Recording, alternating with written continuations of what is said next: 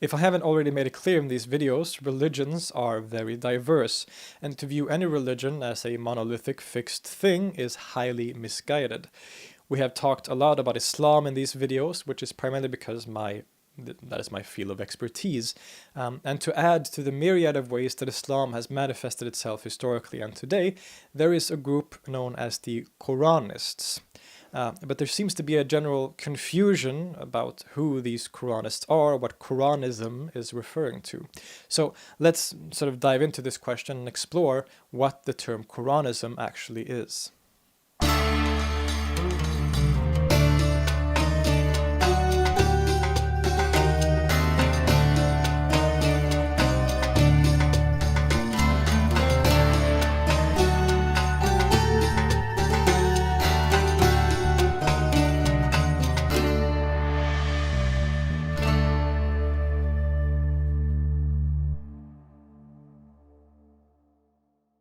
So, Quranism generally refers to a mostly contemporary movement in Islam that puts a huge emphasis on the text of the Quran in applying law and practice of the Islamic religion, often at the expense of the vast hadith literature.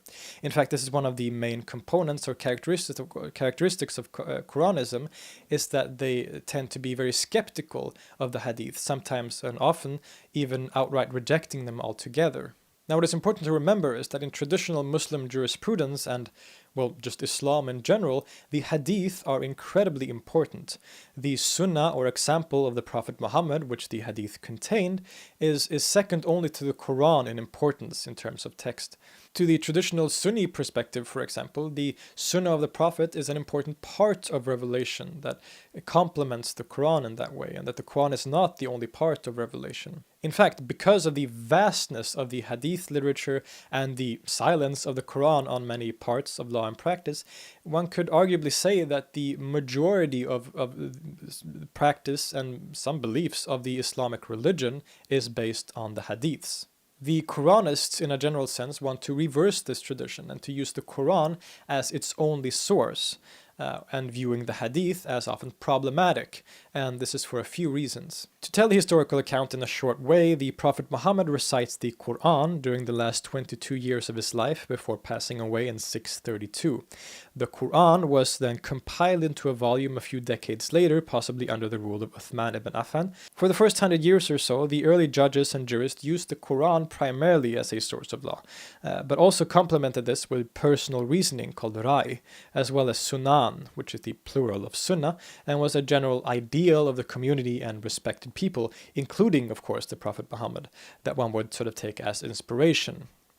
Hadith, as in stories about Muhammad and his companions, were probably told and spread pretty early on, but were rarely written down or compiled, and was rarely used in legal matters.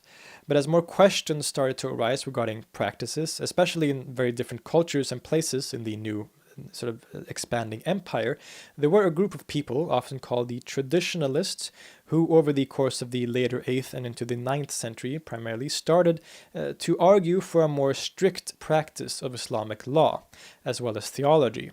They were often very opposed to Rai, the individual reasoning of the jurist or judge, and they started to favor and gather the hadith and applying it in matters of law.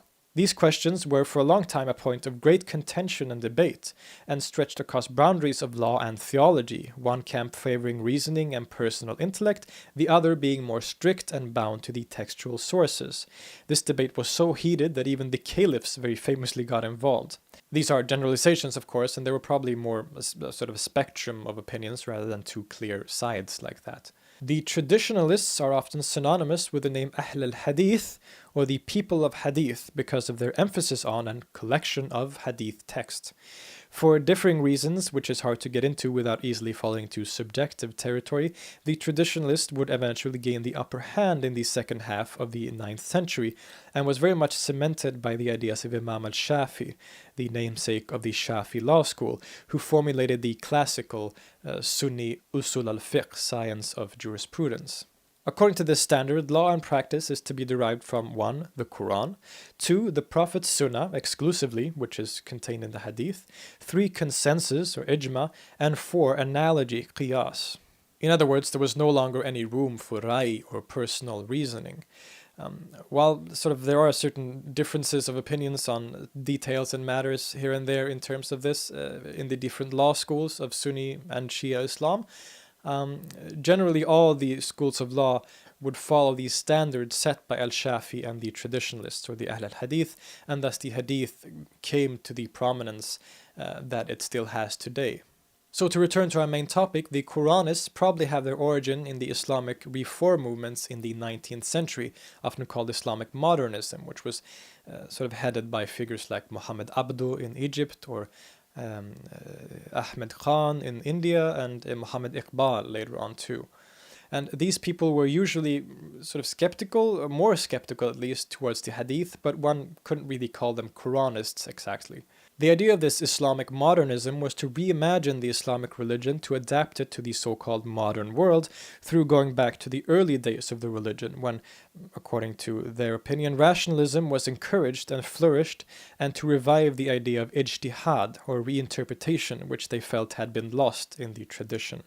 In a way, this is a kind of anti-tradition movement, which became very popular in the late 19th and 20th centuries, and has led, as I mentioned in an earlier video, has led to everything from Islamic feminism and progressivism to things like Salafism and the Islamic State, all based on this idea of going back to the original sources and the original state of the religion, which of course people have interpreted very differently. Quranism also evolved out of this general attitude towards tradition. To them, the Hadith aren't reliable sources of legislation because they were written down and collected often centuries after the Prophet died, and was also often used as ideological tools in sort of debates that were being held theologically and legalistically in the early Muslim community, thus making them very colored by things like bias. According to one famous Quranist, Muhammad Tawfiq Sidqi, quote, "What is obligatory for man does not go beyond God's book. If anything other than the Quran had been necessary for religion, the Prophet would have commanded its registration in writing,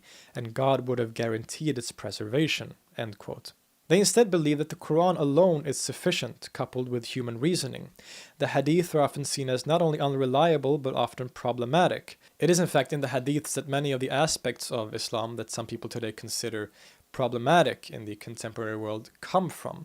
For example, in the Quran, there is no mention of any death penalty, for example, and it's rather ambiguous when it comes to things like homosexuality or women's rights. But in the Hadith, we do find things like death penalty and stoning and things that would appear to be rather sexist, for example.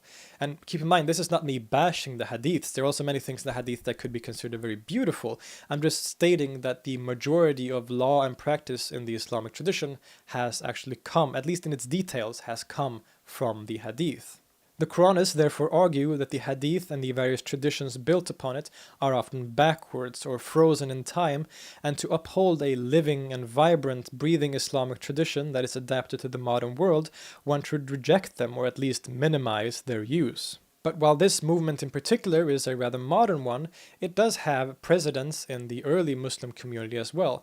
There were critics and skeptics of Hadith in the early days of Islam. As I mentioned, the widespread use of Hadith was a later development, as most of the early judges and jurists didn't make any extended use of it really. As they became more popular, there were many people who were critical and skeptical of Hadith, including judges, famous theologians, and even some Abbasid caliphs. This includes caliphs like Al-Ma'mun and famous theologians like Wasil ibn Atta, Al-Jahiz, Dirar ibn Amr, and the most extreme case perhaps, Ibrahim al-Nazam. They, much like the modern Quranists, not only view the Hadith as unreliable and amounted them to guesswork, they even view them as being, quote, filled with contradictory, blasphemous, and absurd traditions. Scholars like Dirar ibn Amr were opposed to the Hadith because they were used as polemical tools ideologically by the traditionalists and Ahl al-Hadith. So as you can see, while the Hadiths eventually sort of won the day, there were many who were skeptical early on. And this is the argument of the Quranists as well.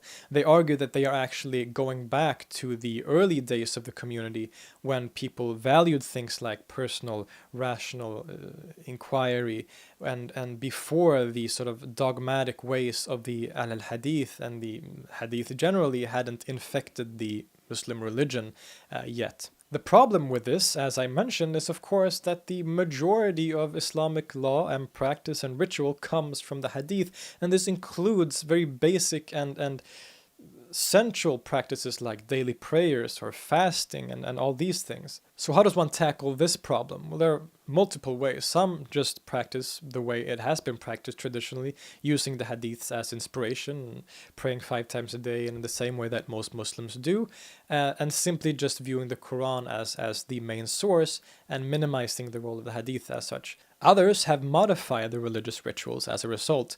For example, many Quranists only pray 3 times a day, as they argue that the Quran only mentions 3 prayers, similar to the Ismailis today. In the prayer itself, they also don't do any prostrations when sitting in prayer. Instead, they go straight from a standing position to prostration and then right back to standing. The Quran are varied today as well, as I've said, but they all share the beliefs that the Quran is perfect and that the hadiths aren't needed or are problematic for use in Islamic law. There are many Quranist communities and social media groups online today where people discuss the Quran and the religion from this particular perspective. As you might expect, many outspoken Quranists of the last century and today have been and are often persecuted for their beliefs by some more, let's say, traditionally oriented Muslims. The Saudi scholar Hassan Farhan al-Maliki was arrested and tried for extremism by the Saudi regime, for example. Others have had to flee or even been assassinated. It is a standpoint or perspective that seems to be growing today, however. And it is you could say, a piece in the puzzle that is Islam today. That it helps us understand the vast diversity and multifacety of this basically second largest religion in the world. And as I've hopefully pointed out in this video, it is an interpretation and a perspective on Islam and its tradition that is both simultaneously very modern and very old. I'll see you next time.